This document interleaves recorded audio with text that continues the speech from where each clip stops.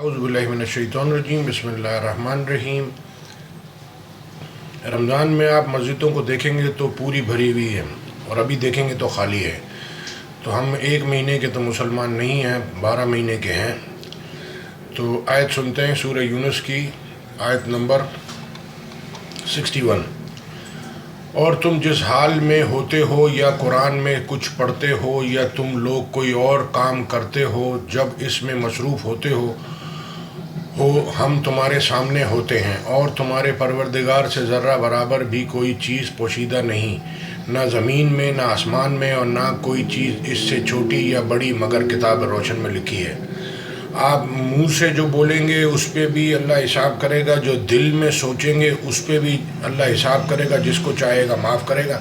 اللہ کہتا ہے کہ اگر اللہ کی مہربانی نہیں ہوتی تو تم میں سے ایک شخص بھی پاک نہیں ہوتا۔ اللہ جس کو چاہتا ہے پاک کرتا ہے۔ اس کا مطلب کہ انسان خود اپنے آپ کو، اللہ کہتا ہے اپنے آپ کو پاک صاف نہ جتاؤ، تم ماں کے پیٹ میں تھے جب سے ہم تم کو جانتے ہیں۔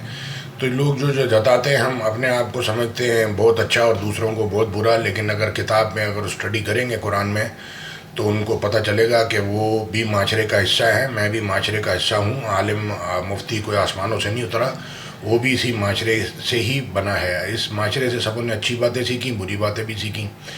تو اب یہ کیا کہ درخت صبح آکسیجن دیتا ہے، شام کو کاربن ڈائی آکسائڈ دیتا ہے، نہ ہم اس کو اچھا بول سکتے ہیں نہ برا بول سکتے ہیں۔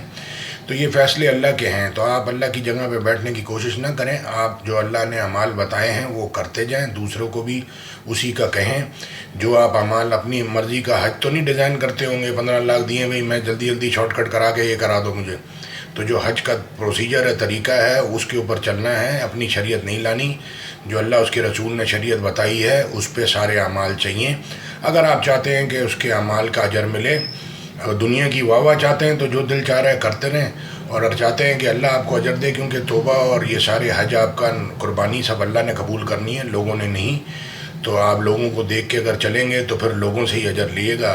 ہمارا حساب اللہ نے لینا ہے، اور اپنا قبلہ اللہ کی طرف رکھیں کہ اللہ کی رضا کے لیے کہو میرا جینا مرنا نماز قربانی اللہ کے لیے۔ جب اللہ کے لیے ہے تو پھر کیا غم ہے کہ ہم نے تو بہت اچھا کیا ہے، اس نے ہمارے ساتھ ایسا کیا۔ تو بھئی رزلٹ اور اجر اور سب اس کا صلہ اللہ نے دینا ہے۔ جزاک اللہ خیر۔ السلام علیکم ورحمۃ اللہ۔ قرآن کی آیت میں ساتھ میں اٹیچ کر دوں گا۔